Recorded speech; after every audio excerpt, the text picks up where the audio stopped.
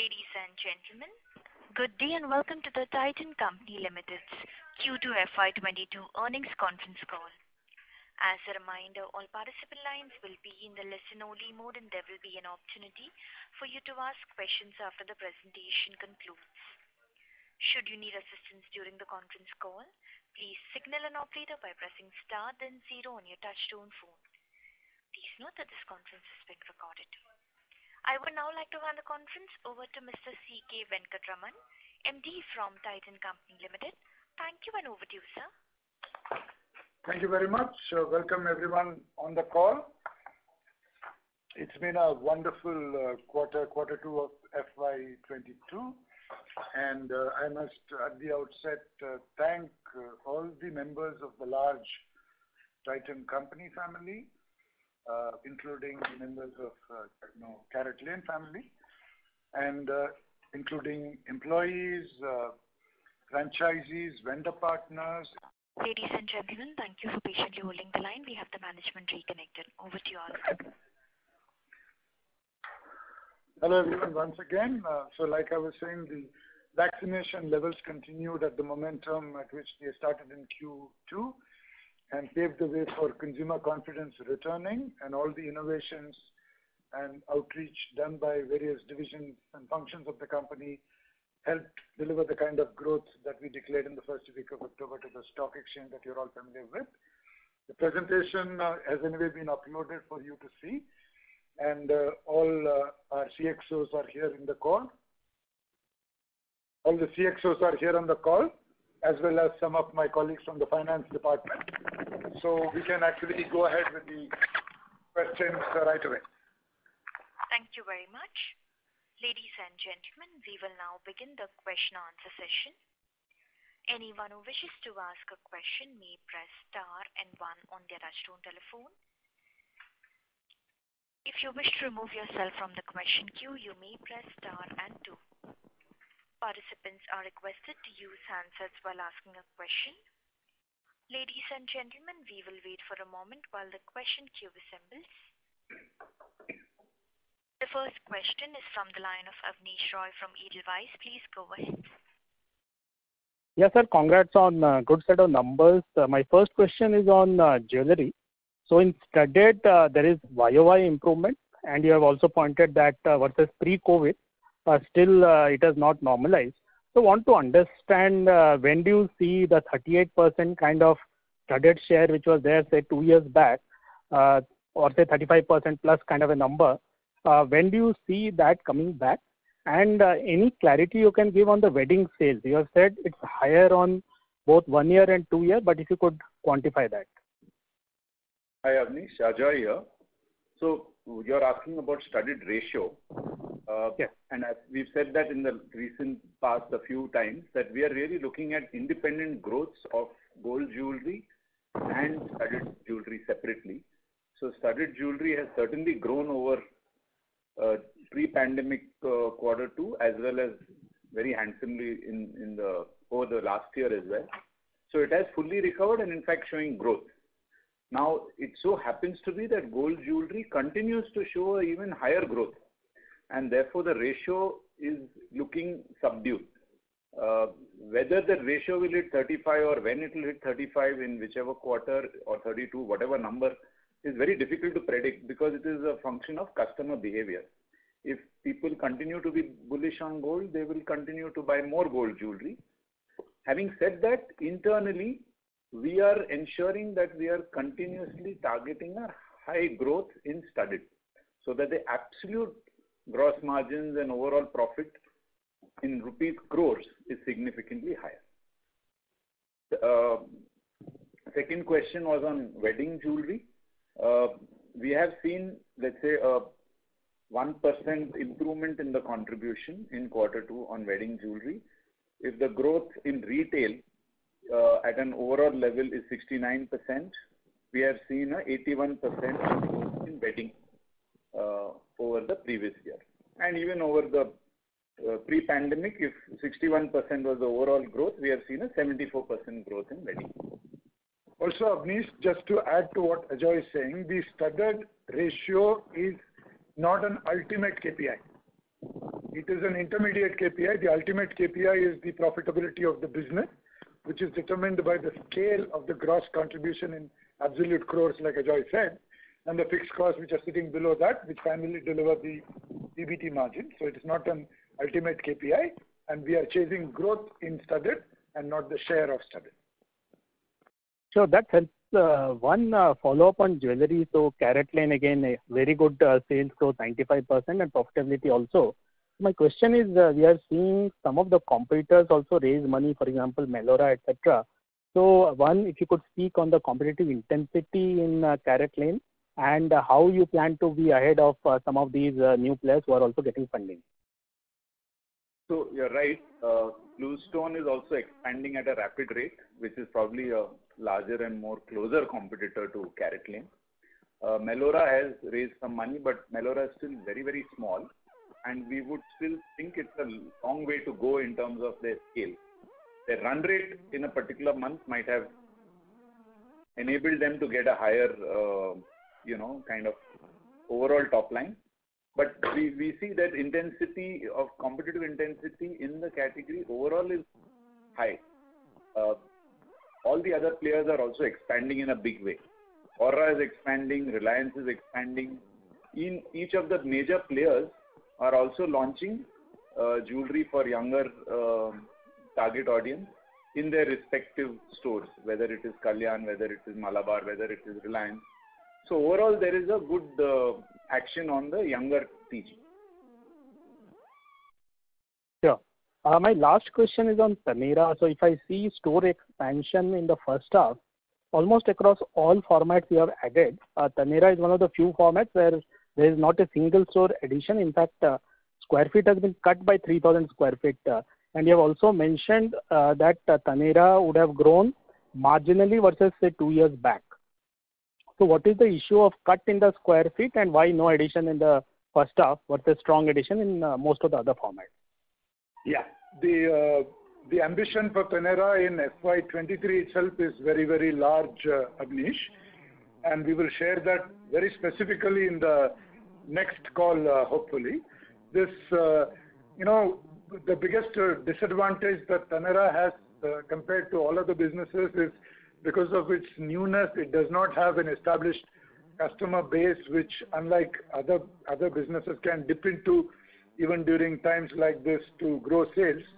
And Taneira does not have, because it's a very, very young business.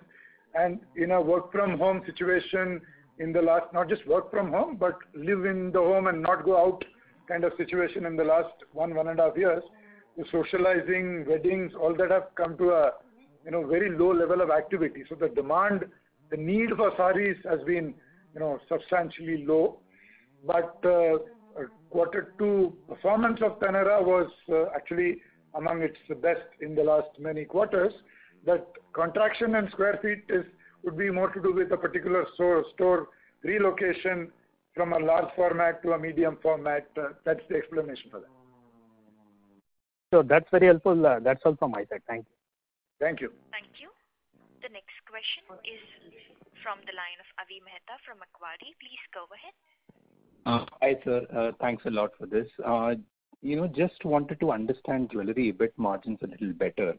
It seems from the 2Q performance that customers are showing an increased preference for new launches because we've seen wedding share rising, studded mix lower than 2Q FY20, but EBITDA margin jewelry is still higher than what we saw in 2Q FY20, adjusted for obviously the bullion sales. If that understanding is correct, A, if you could kind of help explain that, and B, if that is the case, does that imply that as we move towards a normalization, we should see margins probably closing or trending higher than the pre-pandemic levels of 12.5%? So EBIT margins are actually in that range already for the quarter. And as Venkat explained early on, the previous one, that the absolute gross margin contribution in rupees crores gives scale benefits. So with scale benefits, you are getting the higher. It is, yes, to some extent wedding, and to some I don't think about newness as much as people are comfortable paying for designs and making charges, etc. So we have been able to sustain our margins at an overall level. But I don't know whether it is to do with newness as much as to do with the fact that people are happy buying jewelry for adornment. No, what I mean by newness is that given that, when you pay extra, essentially you're paying for the design aspect that, Tanishq brings to the table, which is what you are highlighting, that, it has got to do with people willing to pay. And if people are doing that, when we exited FY20, we were actually trending at a higher margin trajectory than what the full year implied. So would that be fair to say that full year FY20 is not, we should probably, as things normalize, we should probably close at a higher level? I didn't follow when you said full year FY20 margins were high. Can you clarify what you mean by that? So 2Q FY20 margins were around 11%, sir. And studded share was around 38%. We are at 30% in 2Q FY22 and margins are at 13% in the jewelry segment. In that context, and I'm again removing the bullion, assuming there's not very large contribution from bullion sales. So I think the simplest explanation for that is the growth in top line has been substantial over even the previous. It is a 75% plus growth, and that has given us scale economies, and despite a lower studded share, has given us a much higher EBIT margin. That's the simplest explanation, nothing more. That is what we will continue to chase. Okay, okay, fair enough. So the second bit I wanted to kind of just get is if you could give us any sense on, given that watch business obviously on scale benefits has started to move back on the margin trajectory. Any guidance on where do you see this trending? Any for the full year, or more importantly for FY23, what would you target? Actually, we are focusing rather more on, making the analog watch category much more interesting to customers, exciting to customers, investing in various forms of, transformational programs to grow. Because the company is in a very good position to sort of get all the cylinders, firing at the same time. So honestly, the portfolio aspect is what I would bring in here, and we would invest in the growth for the watch business in the next few quarters and get the results thereafter rather than worry about margins now. Thank you. The next question is from the line of Rakesh from Rare Enterprises. Please go ahead. Good evening, friends. Actually, in my 20 years of ownership of Titan shares, I've never seen a quarter like this. What a quarter. My deep, heartfelt congratulations to Mr. Venkatraman, his team, and all Titanians. Thank you. Congratulations, I have nothing to say, but I have a few questions. See, the watch division has done, in my opinion, the highest ever quarterly sales ever done in its history. If I'm not wrong. And this has happened in a non-festive quarter. Because generally your highest sale comes in the third quarter in watches. So do you think it's a trend or it's a one-off? And the performance of the eyewear division with a 23% margin and 170 crores is not a very high sales figure. So how do you see that in future? My third question about the jewelry division is that we are expanding from 353 stores, we have gone to 368 in 6 months. We've added 16 stores. So what is the amount of stores we hope to add in the next 6 months and the next 18 months? Okay, I'll go first. Hi Rakesh, this is Suparna here. Yeah. Yeah, so watches, yes, it was... Congratulations, Suparna. Thank you. What a very, very, very good performance. Thank you, thanks a lot. Yeah, quarter 3 also is something that we are looking forward to. So now with all cylinders firing, all stores open, all channels doing well, whether it is multi-brand or our EBO format, we hope to continue this streak. We are finding consumers back in the market. We have put up very good campaigns, very good collections which are bringing out customers, and customers are choosing our brand, especially Titan, in preference to many others. We've gained a little bit of market share in some of the multi-brand formats. So things are looking good, and we hope to continue this winning streak. Another question I want to ask you is, that don't you think you see a natural improvement in margin because of scale? I mean, my margin, I may invest more, but if my sale goes from 400 to 700, because you very high fixed cost in the company, in the watt division. So, you get a very big advantage of fixed costs when the sales will go up. Don't you think that should lead to a natural improvement in your margin? It will. We are focusing on growth. We are chasing growth. We are chasing increase in market share, increase in customers, increase in revenue. And what you said is right. The moment our fixed costs are covered, everything else is only going to go straight to the bottom line. So you may investment, you may increase your advertising, or you may lower the watches, you may lower the price, or you may increase the content of a watch. I mean, your essential contribution of sales less material is not going to go down. And with volume increase, you are going to get a lot of advantage of, because the fixed cost will remain the same, and you have high fixed costs. Yes, absolutely. I think we have to have a deeper study of why even after investing, despite investing for further growth, you should get better margins if you get volumes. Yes, totally agree. I know I'm complimenting myself. Anyway, we'll discuss it offline. Sure. I have a question from the CEO of the eyewear division. How do you look at this sales growth? I mean, do you think it will continue at 20, 25, 30%? Or you think it will be better and there's a lot of scope? And there's a lot of scope to open new shops? Hi Rakesh, this is Showman. Yeah, hi Showman. Yeah, thank you. Congrats. What a performance. So, we are going to expand footprint significantly. In another 15 months, we'll see a huge number of store addition now that we have a good business model as well as... How many stores? We are hoping to add another 250, 300 stores in another 15 months or less. So 15 stores. 250 stores. 250 stores in 3 months. In 15 months. 12 to 15 months. And is the profitability because the Titan brand is selling more, which is most profitable, and because you're able to sell more lenses?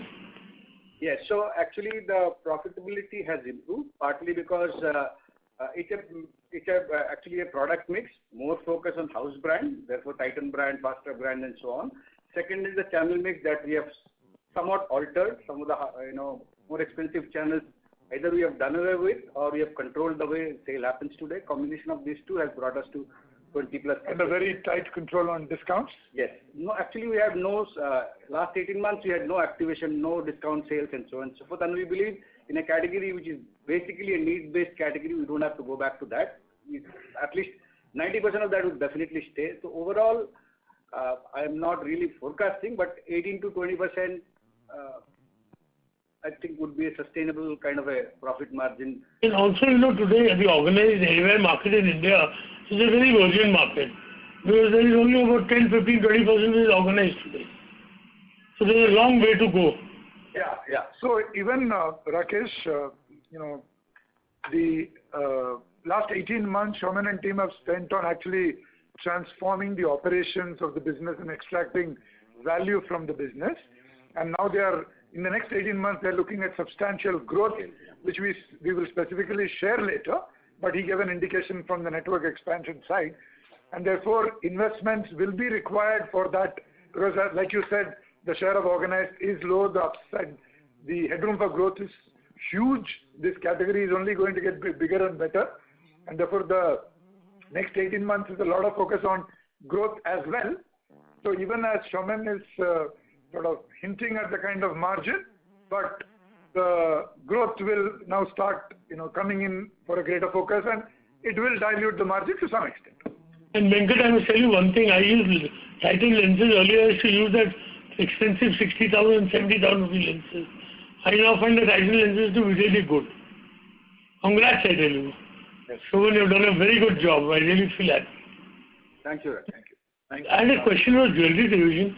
See, your inventory in jewelry is about 7,000-8,000 crores. And your loan on gold is 4,700. That means we have financed 3,300 of stock through our own money. Why don't we increase the lease on gold on lease, and reduce the cash, increase the cash? So we are following a principle of around a targeted percentage of gold on lease as a percentage of the total inventory. If it becomes too high, there's a lot of lumpiness in the cash flow management on the one hand, and on the other hand, there is always that little bit of risk of, dependence on GOL. Right. But we are following a targeted proportion to optimize the cash flow. Also, Rakesh, one of the biggest drivers of growth for us is the exchange program. And the exchange program, and we buy gold from the customers, jewelry from the customers, and that's on cash. And therefore, that will certainly determine the balance only is in the gold on lease. We can get only so much smart on the sort of converting that cash gold bought with cash into GOL. Beyond a point, we will not do that. And what is the plan for opening of shops? Yeah. So we've opened 15 net stuff. Yeah, I saw that. What do you think you have opened in the next 6 months and next 18 months? Yeah, next 6 months we are looking at 20 odd stores. And 18 months I don't have a view, but we will be developing a view. Typically we've been adding 30-35 stores every year. When we do the business plan, we'll have a better idea. That kind of momentum should continue. Yeah, we should. But if you have mapped out India, how many stores can we open, you think? All over India, you map out, maybe it takes 4 years, maybe it takes 5 years, but if you map out India, there is a place where Tanishq store is openable. So we are currently at 370 odd stores as we speak. By the time we end the financial year, it will be around 390 in Tanishq. Now, I think from a 3-4 year horizon perspective, certainly the number of towns that are available in Middle India are huge. So 500 plus, so aram se, maybe more also. We have to do the strategy. And because with time, a lot of towns are developing. So non-developing, non-criterion stores towns also come into the criteria. Because growth is coming so fast. Yeah, you're right, Rakesh. Anyway, congrats on a fantastic performance. I mean, I'm really overwhelmed by the result and your performance. Congrats once again. Thank you. I hope I'm of the opinion it will continue. I hope it does. Thank you so much and congrats once again. Thank you. Thank you. Before we take the next question, a reminder to the participants. Please limit your question to one per participant. You may come back in the question queue if you have a follow-up. The next question is from the line of Aditya Soman from Goldman Sachs. Please go ahead. Hi, good evening. Just one question. In terms of, you talked right now about the exchange program. Any sense on what proportion of your sales are made through the exchange program? And going forward, how do you see that panning out? So was it exceptional in this quarter, or do you think the exchange program, the percentage of sales that you saw in the quarter is something that you expect to see over the next few quarters? Thanks. Yeah, Aditya, the gold exchange program contribution actually is still to catch up as a percentage. Pre-pandemic Q2, it was 40%. Last year it was 33. This year it's still at 31. I think it's linked to multiple things. It's linked to people's outlook on gold. It also is linked to wedding purchases. So we think it should get back to 40 over a period of time. But frankly, right now, in the last 2 years, we are seeing people are hanging on to the gold they have. And maybe it will take a little longer to catch up. And maybe just to add, they have savings in hand of last 18 months. If they really did not exchange gold, they can actually take out money and maybe something of that is also happening. Understand, very clear. Thank you. That lever could play out a little differently as we go forward. Can't predict actually.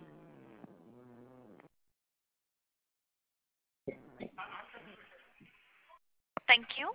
The next question is from the line of Percy Panthaki from IIFL. Please go ahead. Hi, sir. I just wanted your view on the consumer behavior here. So, this is a category where demand can easily be postponed, at least to a significant extent. So, if I look at the pandemic period, I mean, the 5 quarters or so, even a March quarter of FY20 was also affected. So taking all those 5-6 quarters into consideration, if there was no pandemic and the growth had continued as normal versus the growth that you actually saw, the differential between this is quite material. There would be anywhere between 4,000, 5,000 crores of sort of lost demand. So just wanted to get your view as to how you think about this, what percentage of this can come back, what demand can be postponed, what is lost forever, because Indians also use gold jewelry as a store of value, and subconsciously my view is that over a 3, 4, 5-year rolling period, they want to park some amount of money into gold jewelry. And therefore, this lost demand can actually come back to a large extent. So, your take on that, please, sir. Very complex question. Honestly, the answer is not at all easy. We have no such view on it. Honestly, we are taking the quarters as they come and maximizing the opportunity as it exists around us in the quarter, rather than really examine what the question that you're raising. Yeah. I'll give you one top level further response. There is obviously some pent up demand, there is some share of wallet gain, and then there is some wedding demand which does get deferred here and there. But beyond that, it's very difficult to conclude on what you said. Right, sir. Second question is, in terms of your volumes, how do you see those recovering? Because ultimately, over the last 2.5 years, the gold price has inflated like 50% plus. Now, I know that a consumer has a particular budget in mind, etc., and therefore he sort of takes a hit on the volumes. But is it exactly a 1:1 correspondence, or there would be at least some benefit of the gold price going up on your overall revenues? Yes, true. This quarter, the kind of growth that we have declared, there is obviously a certain ticket value increase due to gold price of around 25% plus. The rest of it is volume, whether you look at buyers or you look at grammage. Thank you. So we are seeing a very healthy revival on buyer growth, and we spoke about it earlier. Buyer growth is a more closer representation for volumes for us rather than grammage. But having said that, this quarter grammage has also grown significantly. So part of it would be pent up. Part of it is also market share gain that we are continuing to make in many Indias where we are competing, which is leading to the volume growth. So. Thank you. The next question is from the line of Tejas Shah from Spark Capital. Please go ahead. Hi, congrats on good set of numbers and thanks for the opportunity. Couple of questions. First pertains to ad spend. Ad spend still is indexing lower than pre-COVID levels despite very good momentum in the business. So, any reset there or any insight if you can share on that first? I think one of the larger points here is a huge and growing discovery of the role of digital, the role of customer relationships, which we can capitalize on for growing sales rather than the typical mass marketing approach of earlier years. I think the COVID situation has helped us appreciate every crore, every 10 lakh of rupees, how it can be spent very, very effectively, and therefore the assessment of the advertising as a weapon is constantly undergoing substantial changes. Even for example, the expenditure that we are making into create a film. More and more films are being seen on small screens, which are just 3 inches, wide, and therefore the budgets for these films are, 1/20th, 1/50th, and all that kind of thing. Multiple things are happening to reduce advertising but still deliver exceptional, effectiveness. So, Venkat, should we see this as a permanent reset or is it still under deliberation? Nothing like that, because we are also pushing growth. So just giving an overall sense of the share of digital and more targeted communications on the one hand, the cost of digital, performance marketing and all that, the role of Encircle relationships and the analytics in unlocking sales opportunities. It's not that now we have permanently brought down the advertising percentage to sales to a lower level. Nothing like that. I'm just giving you a perspective here. These are all dynamically evolving subjects, and the divisions will take their view depending on the situation. Sure. And second question on staying with digital, e-commerce saliency in watches segment has actually increased to a very healthy level of 25%. So just wanted to check if it is driven by change in mix in favor of more wearables, A, and how should we see the contraction in footprint in World of Titans in relation to this change which we are seeing in favor of digital in watches? So, firstly, it doesn't have anything to do with wearables. I think our analog watches are doing very well online, both in the marketplace platforms as well as our own brand e-commerce sites.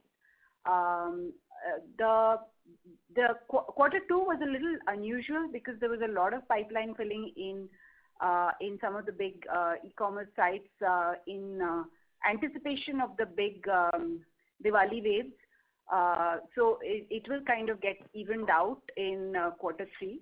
Having said that, we have now a very strong presence in e-commerce and doing very well there in analog watches. Store expansion is something that is continuing. In fact, for us in the World of Titan chain, we are more focused on renovations and making the stores much more modern and much more premium. So yes, store expansions are there planned for the second half, but equally important, very major transformation journey of the look and feel of our World of Titan as well as Helios stores, which will allow for a much better consumer experience and sale of more premium products. So that's where it is. So e-com will continue to be strong. Maybe Q2 is a little overstated. It will probably get evened out in Q3, and we continue to be very strong and investing a lot in our on-ground presence. Thank you. The next question is from the line of Nilay Shah from Moon Capital. Before that, I would like to remind participants again to please limit your question to one per participant only. Thank you. Hi, Venkat. Just one question from me.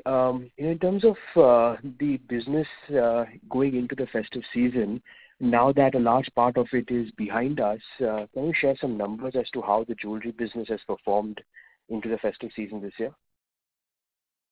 Very happy with the results about on the build up to the Diwali season, and not really going to share numbers on this call. Is it Nilay? Yeah. Yes. The performance has been very, very good and very, very satisfying, but we're not sharing any numbers on the call. Okay, and we haven't heard from you for the full year guidance because of the postponement of our meet this year. Anything you want to share going forward as to what the aspirations are, for the business? No, nothing really, Nilay. I think just like last year also we had a certain view about how we will build from a recovery we will come into a growth phase and all that quarter by quarter. I think this year it's looking better than the rate of recovery for last year, as Q2 has shown. Even in the most discretionary of our businesses, we are pretty gung-ho about Q3 as well as Q4, but not really giving a guidance for FY22. Okay, got it. And just one small question, in terms of the gold on lease part, I understand that a fairly large percentage of our of our gold is basically from exchange from customers. Now, as you think out the next 3 to 5 years, this value will keep moving up quite dramatically. Why is it not possible for us to get that gold on lease and do a sale back into the market and then shift that onto the gold on lease? Because the gap between holding that versus essentially gold on lease will be a good 5-6 percentage points. So just wondering why that is the case beyond just the over dependence on gold on lease. And does digital gold in the long term solve that problem? Okay. Yeah, as you know that almost 50% gold sourcing is through gold on lease and 35% is exchange program, but the rest of 10-15% is still on the spot. We do depending on everyday economics. There is a team which evaluates those economics, which method is fine. But one thing which we believe that we are in the business of buying gold and adding value and converting that into jewelry and reaching satisfying our consumer needs. We don't want to be, and for inventory management, we do resort to bullion sale, which you see in every quarter. Like this quarter, it was 192 crore, which we sold. And of course, that got replenished through GOL, but it is more for the inventory management sometimes. We don't want to, at this point of time, kind of make it a very, very active buying selling of bullion. So that's the current thing. Also, in reality, what will happen, and if, for example, the entire gold that we exchange, supposing we were to convert into GOL, and that sale will come at zero margin, and therefore the enterprises, or certainly starting with the division, the EBIT margin of the division will just plummet with a very 50% share of sales with zero margin kind of thing. So, what is the significance of that? So it's, one way you win, one way you lose kind of thing. And then, there are other issues also. Sometimes we can discuss, like GOL is typically through import route. There is not too much that is also pressure on the gold imports in India. And the corporate responsibility is to actually reduce, that aspect as well. Yeah.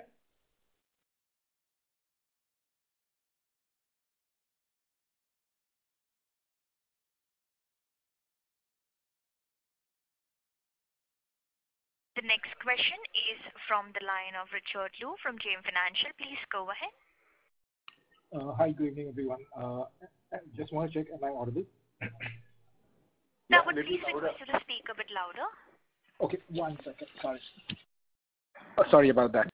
I want to just go back on this watches versus eyewear, margin question. I think that was discussed a bit earlier.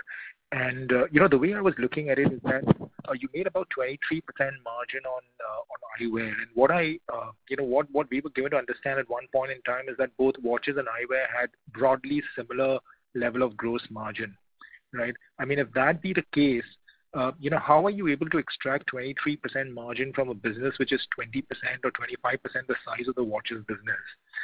And the watches division is not able to come anywhere near that number, despite, a much, much bigger scale. I understand there's an aspect of manufacturing assets, etc.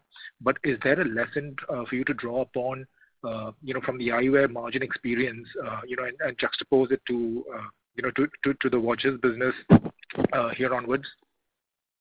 It's not an easy question to answer on this call because obviously the fixed cost aspect, not just the manufacturing, but multiple fixed cost aspects of the watches division are sitting between the gross margin comparison that you're making in the final, profit margin, including things like, advertising and all that. So it's honestly a difficult question to answer. And I also said that the exceptional profit margin of the eye care division in Q2, let's not take that and take it into the future saying this is the new level, because we also want to invest substantially in growing, because the scale of this business, given the opportunity in the market, is small, and we want to invest, and you will not see that kind of margin coming back for the next few quarters at least.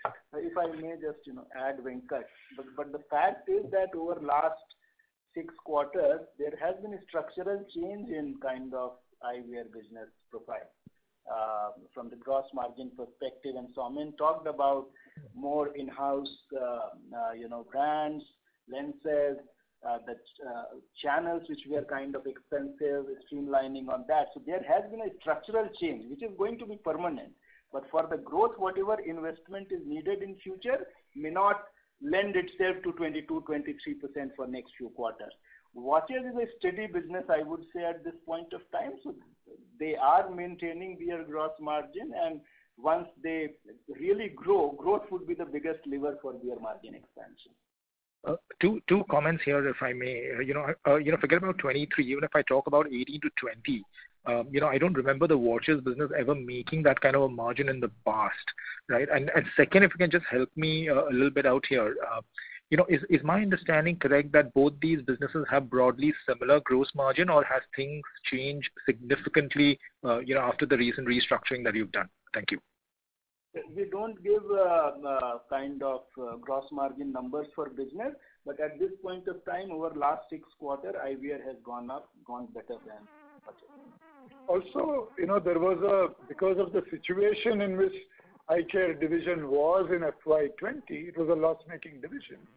Substantial transformational, initiatives were undertaken to extract value, and you see the results. So the watches is a profitable division, and sure, it was not at 18%, yes, but it was at 13 and 14 and 15, and the pressing nature of the situation in the eye care division was very much not there, and we are not feeling it like you may be feeling it, because we look at it as a portfolio. We want to continue to invest in the watches division. Thank you. The next question is from the line of Ashit Desai from Emkay Global. Please go ahead. Yeah, hi. Thanks for the opportunity. Just wanted some thoughts on any kind of gains that you've seen from hallmarking, and also any trends in terms of market share gains that you can quantify in jewelry. Hi, Ashit. Ajoy here. So at this point, I think it would be very premature to assume any gains on account of hallmarking, largely because the deadlines have been pushed back to post-Diwali, etc.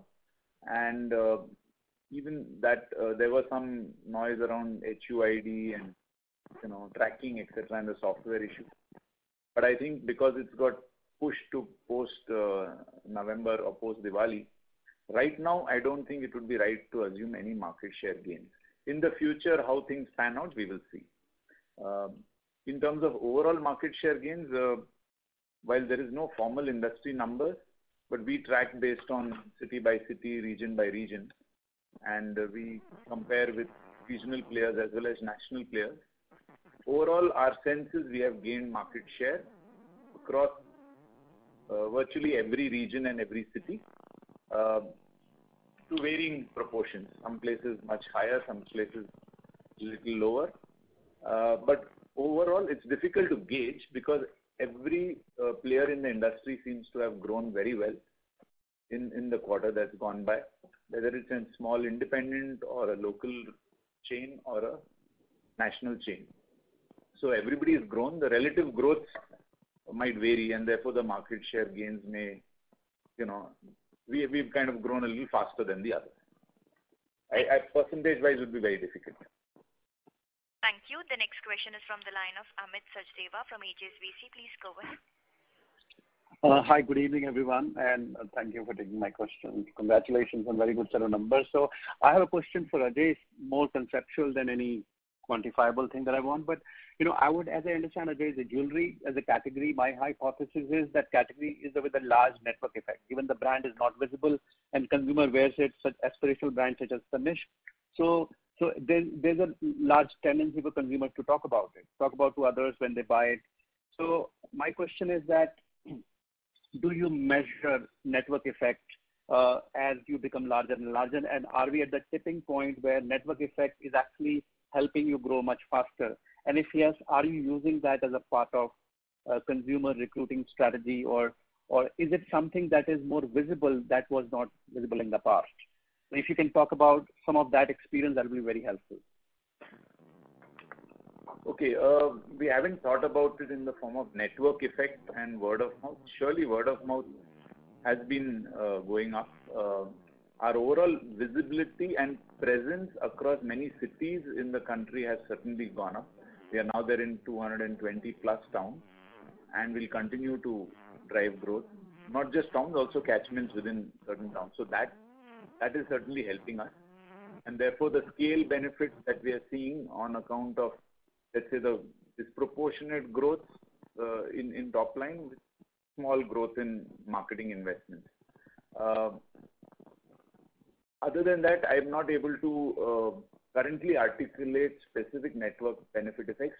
See, the other benefit that I can share is our organic growth on website has been quite good. While yes, we do digital marketing, we've seen a 20% jump in the unique visitors on our website over last year, if I were to think of it. And then, of course, that also indicates a certain degree of interest in the brand.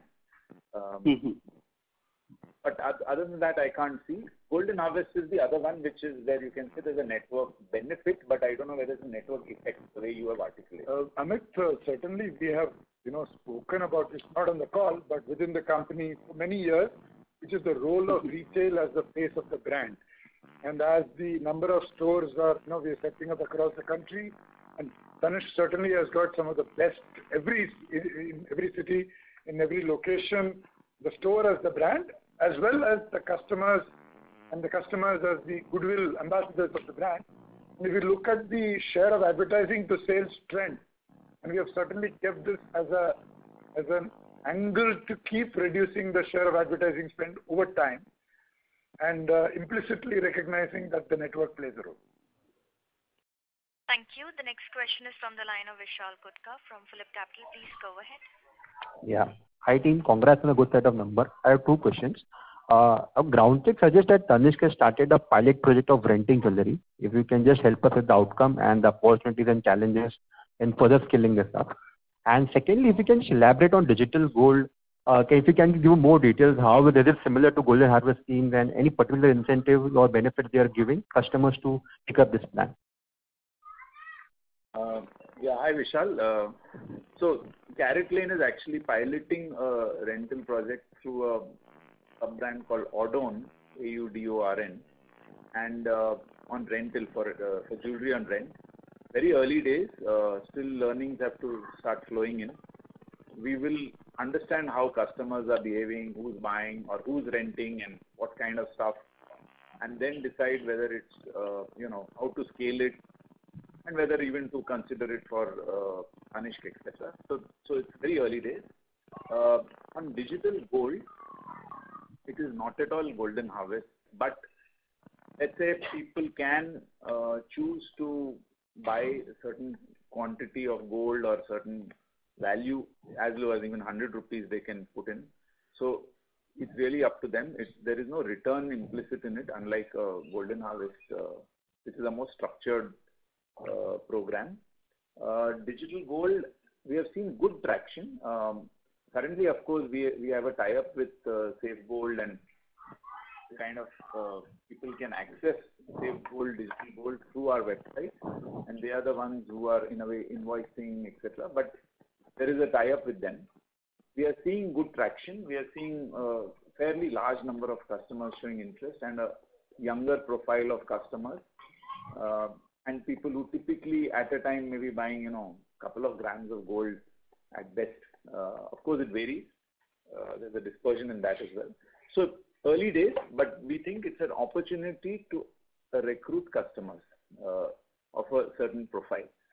In terms of offers and benefits, now the rate of gold, the digital gold is different from the gold rate in our stores. So at the time of redemption, we made it a seamless experience.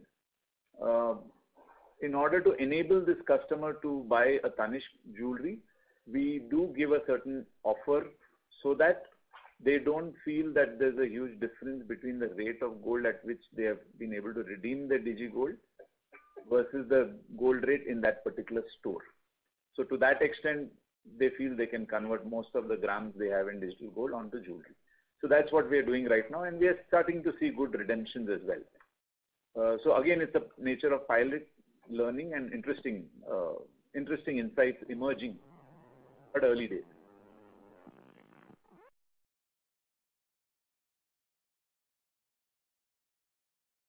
Thank you. The next question is from the line of Jaykumar Doshi from Kotak Securities. Please go ahead. Hi, thanks for the opportunity and congratulations on a good quarter. I just have one question. Now we are seeing 13% EBIT margin for jewelry business after several quarters, and you over the past couple of years you had a program to sort of for cost savings called war on sort of costs. So I just want to the question I have is 13% EBIT margin in jewelry business kind of a base margin if you clock close to 6,000 crore revenues a quarter, and should we expect that to move higher as mix improves? And if so, when you get back to normalized mix of pre-COVID mix of studded and gold, can this margin, EBIT margin, be 14.5? And I'm also assuming that the quarterly revenue run rate will also, absolute revenues will move up, from 5,500, 6,000 crores to maybe 6,500, 7,000 crores. And, the idea of asking this question is if I look at your December quarter performance, last December was again a quarter with 6,000 crore plus revenues in jewelry business. And yet margins in those quarters, in that quarter was 12%. So just trying to sort of, understand what is the sustainable margin that we should build going forward. Right. So I think, firstly, comparing it to quarter 3 of last year, the studded ratio differs. In quarter 2 and quarter 4, typically it's a higher studded ratio relative to quarter 1 and quarter 3 because of the activation we do on studded. So kind of alternates between quarters. So it may be inappropriate to say look at 13 as sustainable. It will depend. Now, if you go back and see quarter 4 of FY20, we saw 14%. If you see quarter 3 of FY20, 13%. So there are various margins that we are seeing, but I think on an annualized basis, somewhere between the 12 to 13 range seems sustainable. If our numbers jump significantly in top line on a quarter-to-quarter basis, then of course we will start seeing more benefits on scale. But at this level, I would say 12 to 13% is a reasonable margin to expect.